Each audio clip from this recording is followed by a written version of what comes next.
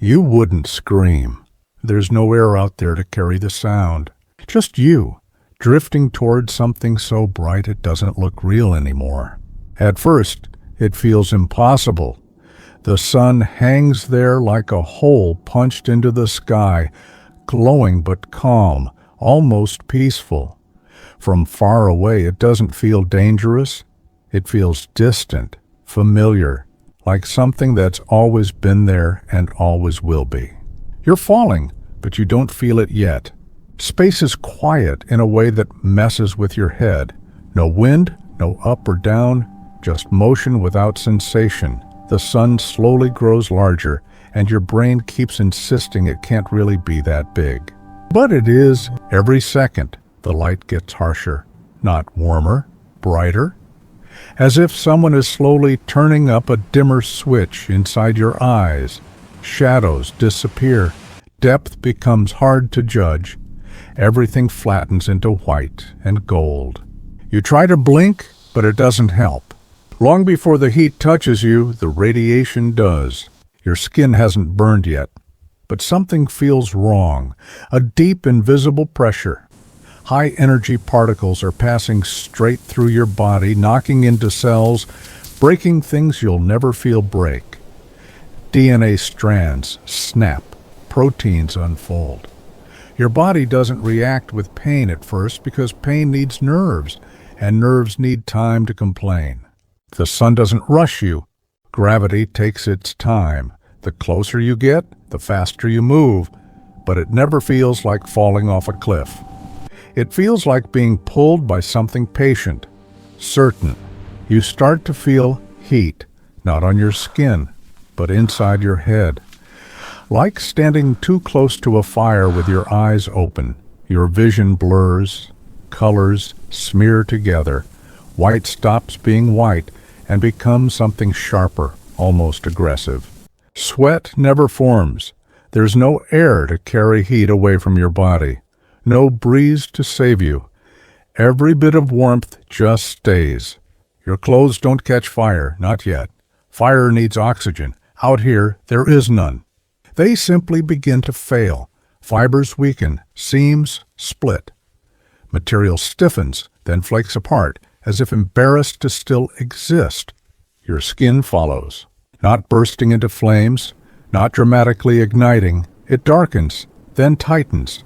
Moisture leaves first, quietly. Your body starts to dry out faster than your mind can keep up with. And still the sun doesn't look like a surface. It looks like a storm that forgot how to end. Up close, it's not a glowing ball. It's motion everywhere, boiling, rolling. Towers of plasma rising and collapsing, loops of fire arcing thousands of kilometers into space, held together by magnetic fields that don't care if you're watching. The heat now is impossible to describe. Not pain exactly. Pain suggests a signal with a message. This is just overload, nerves firing all at once, then failing. Your eyes go first. The retinas cook almost instantly. Vision collapses into brightness, then into nothing. Darkness arrives, not like night, but like blindness. The sun still burns in front of you, but you can no longer see it. Your skin begins to separate from muscle, not peeling, more like surrendering. Cells give up their shape. Fluids boil without bubbling. Blood doesn't boil the way water does. It thickens, darkens, loses its purpose. Your body hasn't exploded. It hasn't vaporized. Not yet. You are still falling. Closer now, gravity stretches you.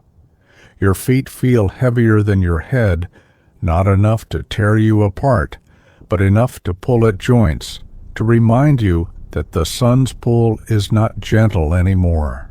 Your organs shift. Your bones protest, then soften. Calcium doesn't hold its shape at these temperatures. Structure becomes optional. Thoughts fragment. Time feels strange here. Seconds don't feel like seconds. Awareness flickers, not because you're drifting off, but because your brain is losing the chemistry it needs to stay organized.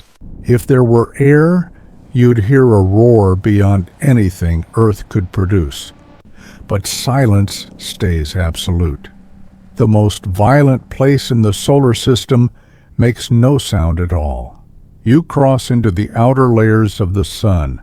There is no edge, no moment where you can say, "Now I'm inside."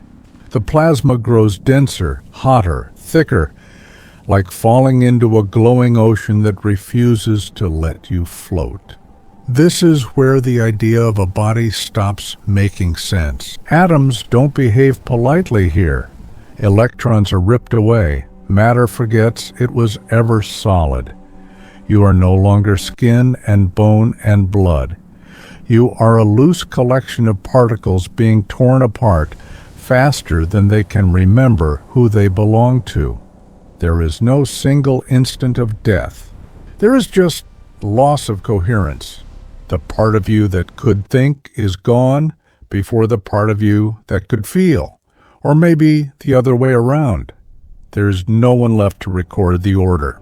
If someone were watching from far away, nothing dramatic would happen. No explosion, no flash that says a human arrived. You would simply vanish into the sun's light, adding an amount of energy so small it wouldn't register. A lifetime reduced to a rounding error, and yet the sun itself wouldn't notice. It has been doing this for billions of years, breaking atoms, fusing them, turning mass into light, feeding the solar system with warmth and color, while quietly destroying anything that dares to get too close. Here's the strange part. The sun isn't angry or cruel or hungry. It's just being the sun. On Earth, we're used to danger announcing itself. Fire crackles, storms roar, even predators make noise. The sun doesn't warn. It doesn't threaten. It simply exists at a scale where human ideas like safe and unsafe stop applying. From far away, it gives life. From up close, it takes it apart. The same object, same rule. Distance makes all the difference. And maybe that's the real thought that sticks with you afterward. So many things in our lives are like that. Safe when respected, beautiful when observed, deadly when misunderstood. We stand at just the right distance from the sun, not by design, not by choice, just by luck and physics lining up long enough for us to be here. Every morning it rises, gentle and warm, and it's easy to forget that it's a nuclear furnace powerful enough to erase everything you are without effort.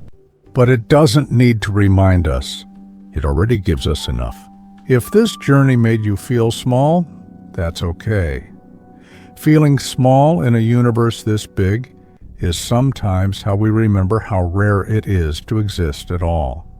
And if you ever want to explore another impossible question together, you're always welcome to stay a little longer.